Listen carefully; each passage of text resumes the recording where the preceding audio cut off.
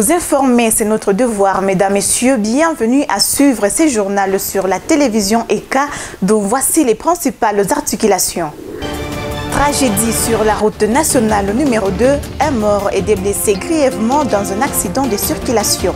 Appel à la vigilance et au respect de la limitation des vitesses sur les routes pour éviter pareil cas. Et le président du mouvement Jeunesse Lusulega s'est dit satisfait de la condamnation des sujets chinois impliqués dans l'exploitation illégale de minerais et invite les autorités provinciales et nationales à s'impliquer pour défendre la richesse du pays. C'est tout pour les titres de ce soir, mesdames, messieurs. À présent, place au développement.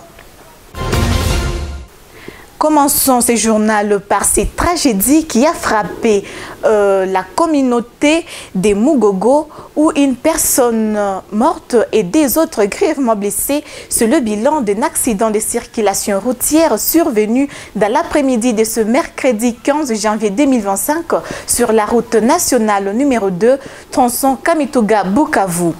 Pacifique Mouezé pour les détails. L'acteur sociopolitique David Chikuru qui nous livre cette information renseigne qu'il s'agit de deux motocyclistes d'un client qui se trouvait sur l'une des motocyclettes et qui provenait de Bukavu pour Kamituga en transportant des marchandises. Cet incident s'est produit lorsque les deux motocyclettes sont entrées en collision avec un camion dans une courbure à l'endroit communément appelé Komashu. L'un des motocyclistes a rendu l'âme sur place et les deux autres blessés ont été acheminés à l'hôpital pour des soins appropriés. L'excès de vitesse serait la cause principale de cet accident, précise-t-il. L'état de cette route est en délabrement avancé et qui est à la base de plusieurs accidents, mais aussi certains chauffeurs et motards qui ne sont pas prudents. Au lieu de ralentir dans les courbures, ils roulent à vive allure et les conséquences sont là. Nous demandons aussi au gouvernement de pouvoir réhabiliter cette route en délabrement très avancé. David Chikuru appelle les conducteurs à la vigilance et aux limitations de vitesse afin d'éviter des pareils drames. La jeunesse Lusulega interuniversitaire s'est dit réjouie de la condamnation des sujets chinois qui a eu lieu dans la soirée du mardi 14 janvier 2025. Information livrée au micro de votre chaîne ce mercredi 15 janvier lors d'une interview exclusive à nous accorder. Le président du mouvement Jeunesse Lusulega, Cédric Mukelenga Darius, indique que cette condamnation va servir d'exemple pour toute société minière ou toute personne qui envisage d'exploiter le minerai d'une manière illicite. Il ajoute que ces sujets ne sont pas légalement reconnus dans le pays et que la plupart d'entre eux seraient sans document valable. Il pense que le gouvernement devrait traquer toute personne qui exploite illégalement ce minerai en renforçant le respect du code minier de la République démocratique du Congo.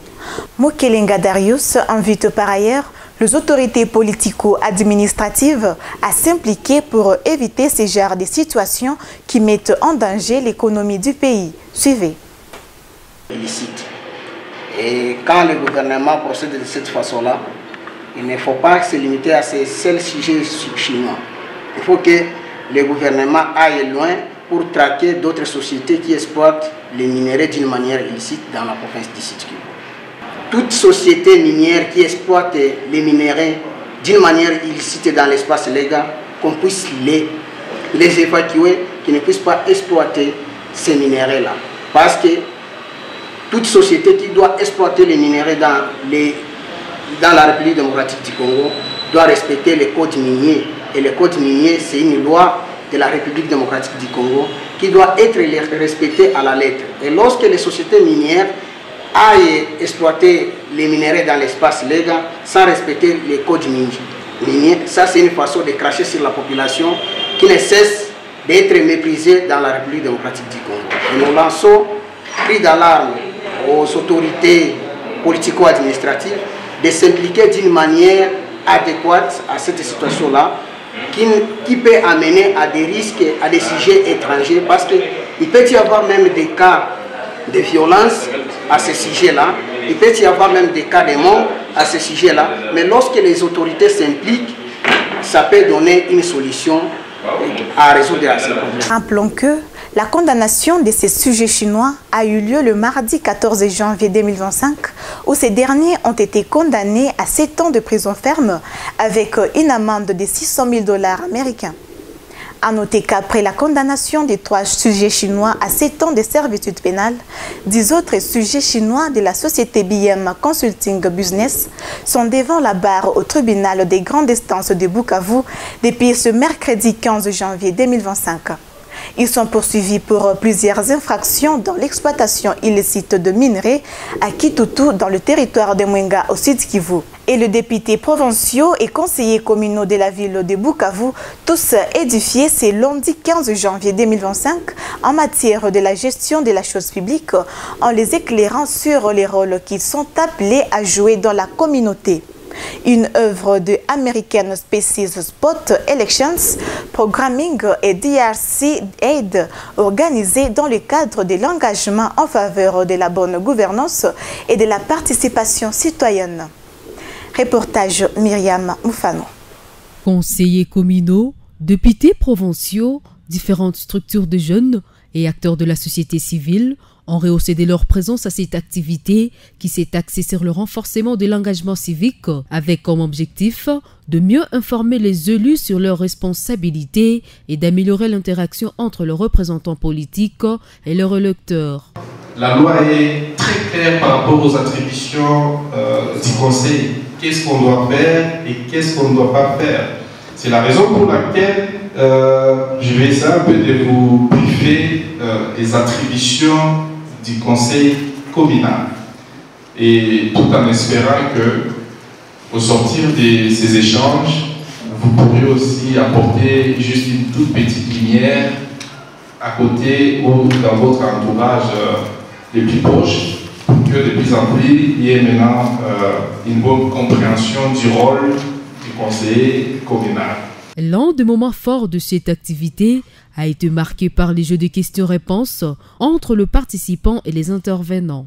Ces derniers ont répondu aux inquiétudes soulevées par le président de jeunes et d'autres acteurs, notamment sur le défi lié à la gouvernance locale et à la participation citoyenne.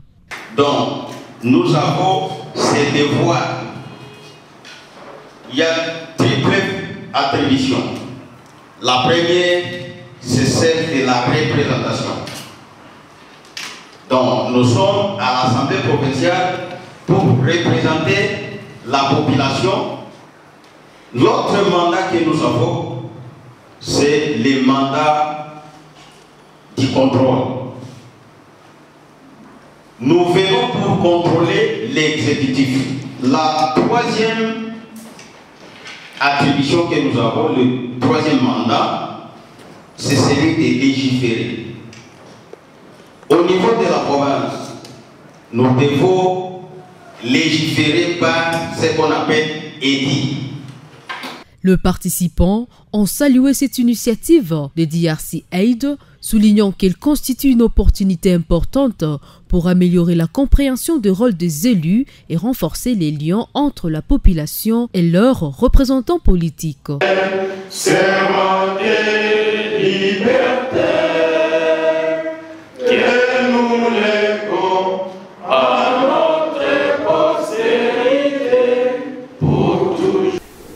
Et direction la ville capitale Kinshasa, où prêter oreille attentive aux différents problèmes qui touchent les services du ministère national des Affaires sociales, Actions humanitaires et Solidarité nationale à Kinshasa et les perspectives 2025. L'objectif d'un dîner organisé par la ministre nationale Nathalie Azizamunana avec tous ses collaborateurs le lundi 13 janvier au fleuve Congo Hotel de Kinshasa. Reportage cellule des communications des affaires sociales. Les cadres et agents du ministère des Affaires sociales, Action humanitaire et Solidarité nationale se sont retrouvés autour de la ministre des tutelles Nathalie Azizamunana pour la traditionnelle cérémonie d'échange de vœux. Cette cérémonie a servi d'occasion pour faire une rétrospective en termes de bilan des réalisations menées par Nathalie Azizamunana à la tête de ce ministère et de faire des perspectives d'avenir. Les représentants de chaque structure ont brièvement fait la rétrospective de l'année 2024 et ont présenté leurs vœux à la ministre Nathalie Aziza-Mounana. Dans son mot des circonstances, la ministre des Affaires sociales, l'Action humanitaire et Solidarité nationale a appelé tous les personnels à travailler dans l'abnégation pour relever les défis socio-humanitaires dans différents secteurs. Pour cette nouvelle année, je vous invite donc à faire preuve d'une gestion efficace et transparente de vos services pour améliorer le social, le socle du développement durable. Ensemble, nous pouvons bâtir un avenir meilleur en faveur de personnes vulnérables et leur offrir une vie digne et d'épanouissement. Pour terminer, j'adresse à chacun et à vos familles mes vœux les meilleurs pour cette année 2025. Je vous remercie, que Dieu vous bénisse.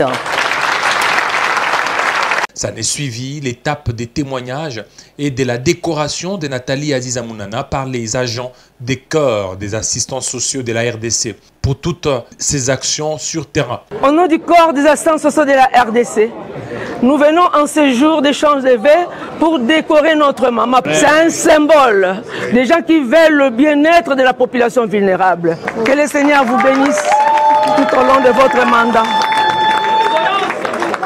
Plusieurs cadeaux ont été remis à la ministre pour manifester l'accompagnement et encouragement des agents pour le travail abattu depuis qu'elle a été à la tête de ce ministère.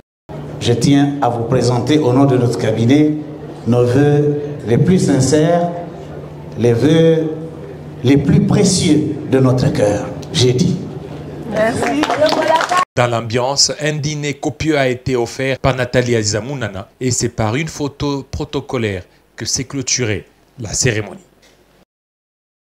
Voilà ce qui met fin à cette session d'actualité sur la télévision ECA. Mesdames, Messieurs, merci de nous avoir suivis. Bonsoir.